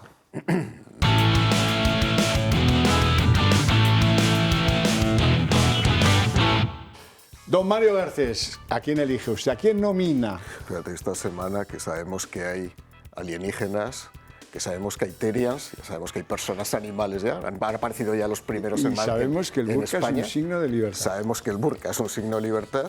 Hemos sabido que José Bono, por fin, es una persona que ha hecho su fortuna de una manera confusa y al parecer también amparándose en algunos antros de mala origen. Por lo tanto, José Bono. Raúl Ramírez. Bueno, yo por ser coherente todo con lo que digo esta noche, para mí el personaje nefasto es Marlaska, ¿no? Por cobardón, por, como dices, por encanallado, pero sobre todo por representar lo peor del sanchismo, la corrupción, el apego al cargo y la falta de bemoles a la hora de tomar decisiones que se les intuye a un ministro de Interior de España. José Luis Baldar. Bono. pero por razones obvias. Es un no cara, deja muchos amigos. Un cara, un mesa, farsante, pues siempre ha estado dando falsedades, dándose que él era la ética, él era no sé cuántos, y luego aparecían en las revistas que las hay un listado de más de 10 testaferros, que se llama, con sus nombres y apellidos, o sea, están en los periódicos desde al menos el año 10, o sea, imagínate, 2010. O sea, José María Sánchez, qué tremendo. Su nominado. Yo también creo que debe ser Bono. Por lo que hemos dicho ya, es decir, porque parece que la prensa ha decidido hincarle el diente a este sujeto del que durante tantos años se ha sospechado y algunas leves publicaciones ha habido acerca del dudoso origen de su fortuna, la que ésta sea. Y luego voy a añadir otra cosa que me ha venido a la cabeza cuando he visto en uno de los anteriores vídeos que se han emitido mientras hablábamos. Él estaba allí presentando un libro de memorias o de discursos parlamentarios o no sé qué tontería recientemente. Vamos a ver, hay que ser imbécil. Pero si este señor se ha dedicado, como he dicho antes, a amasar una fortuna y por lo tanto está en una posición de dificultad, que renuncie un poco a esa, ¿no?, a esa vanidad de seguir apareciendo en los medios públicos y publicar un libro que no lo va a leer ni su mujer, ni sus hijos, ni nadie, porque eso será una birria. Y por lo tanto, ¿qué necesidad tiene si ya está en otras cosas? Que es ganar dinero de ese... Bueno, pues tampoco renuncia a esto. Y entonces tiene que salir en televisión y tiene que publicar un libro. Pues vaya, eso está la porra. Un libro que habrá hecho alguien que ya sabe que usted cobra, si escribes el libro, se llaman negros, pero que nadie se sienta ofendido. El mismo que hizo la tesis de Sánchez. El nombre y les ponemos afroamericanos a los que... Sí, ahora se llama, como habéis dicho antes, el negro ahora se llama, cuando se trata de escribir discursos políticos, speechwriter. Sí, speechwriter, sí. No, el ghostwriter. Bueno, a lo que vamos. No. Speechwriter es cuando es público, cuando es negro, claro. Bueno, a ver, lo mismo. Por favor. La figura es igual. Pues, un poquito de orden. Dime. Los porteros del infierno que ha tenido el PSOE como secretarios de organización, que la lista es preciosa. Mira. Es eso. Que Borja Cabezón, adjunto a la Secretaría de Organización del PSOE y amigo íntimo de Pedro Sánchez, haya usado presuntamente empresas falsas y testaferros para evadir impuestos, ha hecho que pongamos el foco en la Secretaría de Organización del partido. Y lo cierto es que no ha tenido los mejores líderes al frente. Si echamos la vista atrás, nos topamos con el ahora ministro Óscar López, que después de dirigir sin éxito varias campañas electorales, acabó siendo candidato en Castilla y León y perdió por 22 puntos en una época en la que todavía ni existía Podemos. Años más tarde llegaron a la Secretaría perfiles que se han sentado en el banquillo y que incluso duermen o han dormido en Soto del Real. Hablamos de José Luis Ábalos, quien habría especulado con mascarillas en mitad de la pandemia y quien presuntamente habría recibido mordidas a cambio de adjudicaciones de obra pública. Lleva meses entre rejas junto al que fuera su asesor. Ambos están investigados por presuntos delitos de cohecho, tráfico de influencias y blanqueo de capitales. La Fiscalía pide para el exministro 24 años de prisión. Más tarde llegó Santos Cerdán, que también ha estado meses encarcelado en Soto del Real por delitos como integración en organización criminal, cohecho y tráfico de influencias. Según el juez, el rol de Cerdán fue primordial en el cobro y distribución de comisiones ilegales. Y a ello hay que sumar, según el magistrado, su influencia en nombramientos clave dentro de transportes y su participación en Servinavar, una de las empresas investigadas en esta trama. Y para sustituir a Cerdán sonaba el nombre de Paco Salazar. Sin embargo, horas antes de ser nombrado, fue acusado de acoso sexual y de abuso de poder por otra mujer del partido, por lo que se vio obligado a dejar todos sus cargos. Y por si todo esto fuera poco, ahora la polémica gira en torno a Borja Cabezón, un adjunto de la Secretaría que presuntamente habría evadido impuestos a través de sociedades falsas y testaferros de Costa Rica. En definitiva, una Secretaría de Organización que, lejos de proyectar una imagen de eficacia y solvencia, ha encadenado en los últimos años una sucesión de polémicas y graves escándalos judiciales. ¿Cuál es entonces la gestión y la ética de la dirección orgánica del PSOE? Me emociona el hondo sentir entre los socialistas por los países hermanos de Centroamérica. Y se lo reparten bien. Tú la República Dominicana, yo Panamá, tú Costa Rica. Panamá. Y ahí resulta que está la Organización de Corruptos Latinoamericanos. Ya verán, al final tendrán un congreso anual. Ahí está este Cabezón. Borja. Yo pensaba que Cabezón era Óscar López, pero no. Hay un tal Borja Cabezón, que ese es Cabezón de apellido, sí, digamos, ¿no? Secretario de organización. Y a este le protegía a Pedro para arriba y para abajo. Le puso de CEO de una empresa pública, le quiso llevar a la Casa de América. Y no salió, la Casa de América no salió. Este tenía un enchufe de los de 3 pinchos, como los americanos. Sí, pero sí ha estado metido en todos los aparatos del partido. Estaba a punto de ser secretario de organización y se ha quedado en secretario adjunto, pero probablemente era el que más mandaba, más que la secretaria que han puesto. Lo que pasa es que, bueno, ha salido esta, su vinculación con la secretaria de organización es clara, pero claro, le han empezado a poner que defraudador, que tal, y encima ha sido primo de Juan Segovia. El que está en Dominicana, o sea que vamos, aquí el tema es tela marinera. Amigo de Bono. Primo, sí, amigo de Bono. Amigo. En todos los sentidos. Cabezón y Cabezón. Es primo. Primo personal. Y con Milite, digamos. No, pero sí que son todos amigos entre sí, porque si hay alguien que no es amigo de Pedro Sánchez, es Bono. O sea, pero vamos, de ninguna manera. O sea, ha sido de los mayores enemigos que ha tenido siempre. Ese Rubalcaba, enemigo y todos los rubalcabistas, enemigos de Pedro Sánchez, vamos, desde pequeño. Y no había nacido Pedro Sánchez y ya, estos en la contra siempre estaban de, ¿no? Pero Juan Segovia es que es más importante de lo que creéis, ¿eh? Este fue candidato a ser secretario general del PSOE de Madrid, pasa que la alcaldesa de Getafe le hizo ahí una maniobra y tal y cual y no logró tal, pero era uno de los mejores candidatos, además era guaperillas, hablaba bien, era el secretario general de uno de los 2 o 3 distritos más grandes de Madrid y tenía equipo, tenía por lo menos casi el 40%. O sea que lo que pasa, bueno, luego se fue allí a Dominicana, no sé si con su primo o no, como tenían tantas sociedades, pues a lo mejor también estaban haciendo... Lo que sí te digo del primo de Borja Cabezón, Borja. Es que tenía una asesoría fiscal que se llama Numaria. Cuyo líder natural se apellida Peña y fue condenado a 80 años de cárcel por enseñar los horizontes lejanos. Y cómo no pagar impuestos a los grandes de la sociedad española, entre ellos Imanol Arias, Ana Duato, lo que ustedes quieran, lo mejor la creen de la creen. Y ahí estaba el tal Cabezón que dice Felipe González, es amigo mío desde los 17 años. ¿De los tuyos o de los de Cabezón? Porque nadie se acuerda de cuando tú tenías 17 años. No, bueno, estas cosas. ¿Pelean por ser amigos de Cabezón? ¿O es muy rico o algo falla? Bueno, no, él habrá hecho pasta, yo no, ahí no puedo meterme porque tampoco ha sido mucho cargo público, Él ha estado en negocios más que otra cosa, porque el cargo público intentó la Casa América y le echaron... Fue CEO de una sociedad de la SEPI, 99.000 pavos al año. Bueno, pero... Pero no se le ha acusado de asunto ahí, no creo, yo lo que digo, hombre... No me suena que tuviera mucho dinero. Si hacemos un llamamiento, ¿quién quiere ser CEO de una sociedad de la SEPI? Y lo citamos a las 9 de la mañana en la puerta de aquí del estudio, la cola llega, sobrepasa...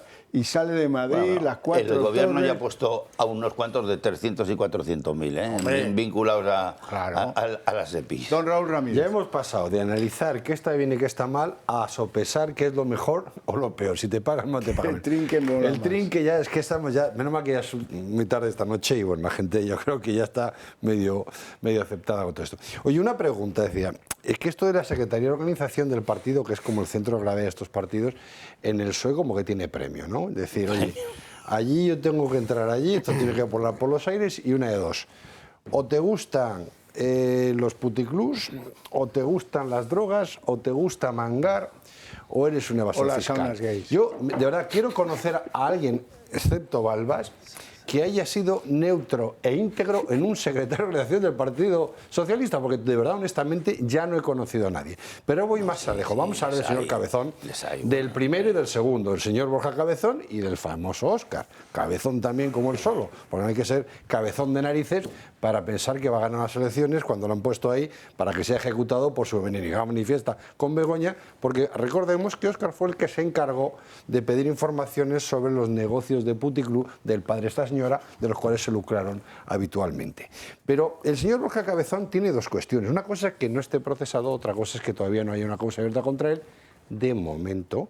Y otra cosa es una pregunta que yo me hago muy tonta, que seguramente a estas horas de la noche pues dirán, oye, ¿pero por qué Borja Cabezón, en principio, si no hay ninguna duda, Marichus Montero, esta señora que dicen que es ministra de Hacienda, creo, porque como se dedica a insultar a todo el mundo, pero de Hacienda no habla, presupuestos generales de Estado seguimos sin tener y no parece que tenga mucho interés en aprobarlos ni promoverlos, pues bueno. Oye, ¿no sería una cuestión de investigar? Porque a cualquiera que estamos en esta mesa nos acusan de 1/3 de eso y al día siguiente tenemos Hacienda a la puerta, ¿eh? Antes de salir del estudio ya están allí.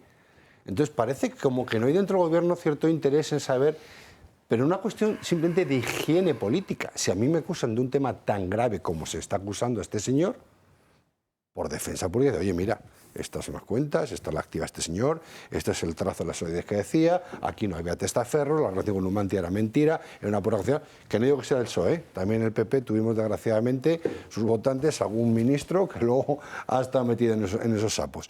Pero evidentemente lo que se puede ver es que el secretario de organización del Partido Socialista es un cargo diseñado exclusivamente para corromper las instituciones, bien sea en la prostitución, la droga o en la evasión de impuestos. A mí que el señor Borja Cabezón o no haya sido más o menos guapete, a mí me da exactamente igual, creo que en el Partido Socialista últimamente esto funciona bastante bien, pero no es una cosa que me preocupe. A mí lo que sí me preocupa es que no hay un solo elemento en la Secretaría de Organización de un partido que dé estabilidad, y entendiendo que esta área de este partido es el sustrato vertical con mayor poder en la organización de un partido político. Si eso está totalmente corrompido, con 2 en la cárcel y 1 bajo sospecha, imaginaros el resto que va a salir. No, y está el otro que perseguía haciendo no sé qué cosas a las chicas en Moncloa, que ha determinado una demanda pero el capitán por abuso Bragueta sexual. Es otra historia. El capitán Bragueta, ¿cómo se llamaba ese?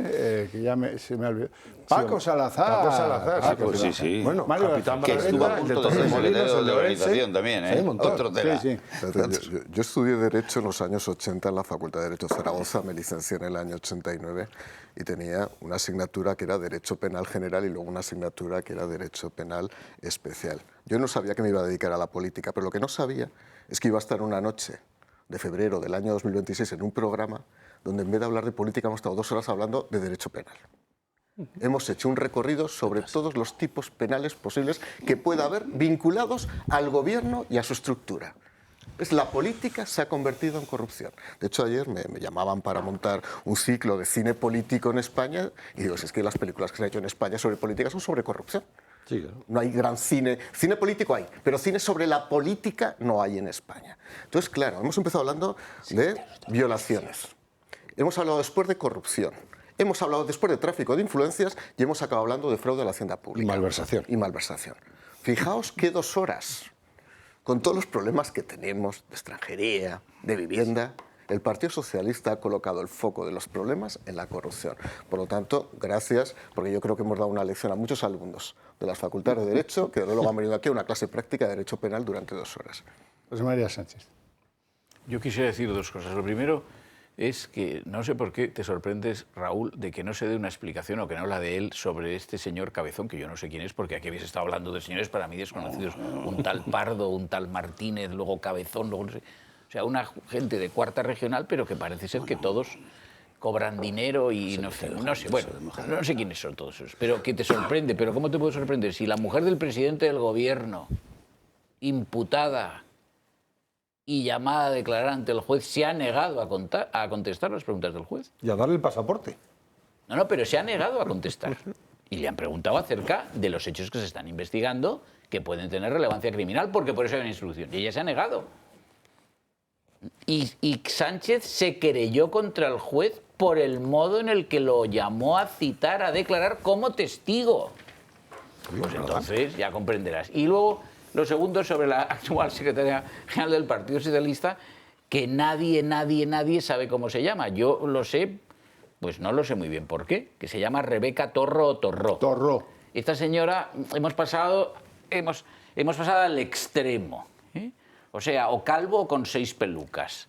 O tenemos a un secretario general que es el que organiza todos los dineros, nombra ministros, busca a la gente, los fontaneros, todo tipo Ábalos. Otro también que maneja todo, sigue con el dinero, va a negociar a Waterloo con el que huye de la justicia española para que dé instrucciones al gobierno, porque esto que digo es así, aunque parezca mentira, pero es así. O ya hemos ido al extremo opuesto. Ahora una señora que nadie sabe de cómo se llama y que no dice nunca nada. Esta semana ha dado una rueda de prensa, creo. ¿Después de cuánto tiempo en el cargo? Pues mira, varios meses. Desde que salió Santos Cerdán. Luego varios meses ya. Esta señora nunca habla, nunca dice nada, no la evocan, no la citan, nada de nada. Esta se llama Rebeca Torro o Torró. Bueno, pues... Cosa que se entiende sabiendo lo que les ha pasado. Yo lo que entiendo es que este movimiento pendular extremo significa que, en cierto modo, Sánchez está escarmentado de tener a gente que él cree que controla, pero que no controla tanto. Y entonces ha decidido amortizar ese cargo y supongo que todo ese poder que antes desempeñaba un secretario de organización, en este momento está sustraído al partido y todo eso se ventila directamente en presidencia del gobierno en Moncloa. Bueno, normal. Balbás. Bueno, lo del secretario de organización del PSOE, de verdad es que parece una maldición, ¿eh? Pero en especial los secretarios de organización de Pedro Sánchez.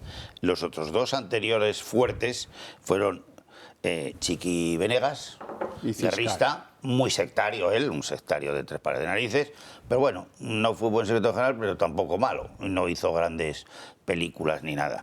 El otro, que es el mejor que han tenido el PSOE siempre, que ha tenido, que es Ciprià Ciscar, que estuvo muchos años mandando, un señor muy preparado, muy tal, corrupción cero, patatero, absolutamente, y era pues la mano derecha de Felipe González, luego de Almunia, luego de Borrell, incluso cuando con Borrell también estaba llevado con todos, que no llegó a ser secretario general Borrell, pero ganó las primarias. Es un caso único, eso es porque estaba un tipo impresentable que se llama Rubalcaba, que todo lo falsificaba, un tío, vamos, tremendo. Es el que impidió que fuera secretario general del partido. Un tío que no pintaba nada, ni tenía un voto, pero siempre mangoneaba con los andaluces, bueno, no sé qué y tal. No es exactamente así. Estalló un caso en el que él había comprado unos inmuebles en un sitio en el Pirineo, de 60.000 euros a todos los corruptos que les exoneraron de todo. Boí Taúl, junto a los corruptos de la Hacienda de Barcelona. No, sí lo sé, pero vamos, montaje del país, que tú sabes, para quitar a Pedro Sánchez, para que no fuera Borrell, claro. Que probablemente hubiera cambiado hasta la historia, no solo del PSOE, sino de España. Pero bueno, me da absolutamente igual. Luego te lo cuento. Te termino lo del PSOE, lo de los secretarios de organización de Pedro Sánchez son 4. O sea, el desastre es que lleva 4. Uno era uno de un pueblo de Rioja, que es el que consiguió que le echaran del partido al Pedro Sánchez, impresentable. El segundo era Ábalos, el tercero ha sido Santos Cerdán y el otro La Torrá. 4. Bueno. O sea, vamos, un desastre total de secretario de organización. No tenemos tiempo para más, lo vamos a dejar aquí. Eso sí, me quedan lo justo para decirles, recuerden, si compartimos ideas ustedes y nosotros tenemos la voluntad de querer ser la correa de transmisión de esas ideas trasladadas al conjunto de la sociedad española. Apóyennos. Si han llegado a esa conclusión, que es obvia, apóyennos, pueden hacerlo entrando y formando parte de la familia del Club de Amigos del Toro TV o formulando alguna donación a la fundación de este casa, que luego les va a significar un beneficio a la hora de hacer la declaración de la renta. Piénsenlo y cualquier duda se la responden en el teléfono que aparece ahí. Hasta la próxima.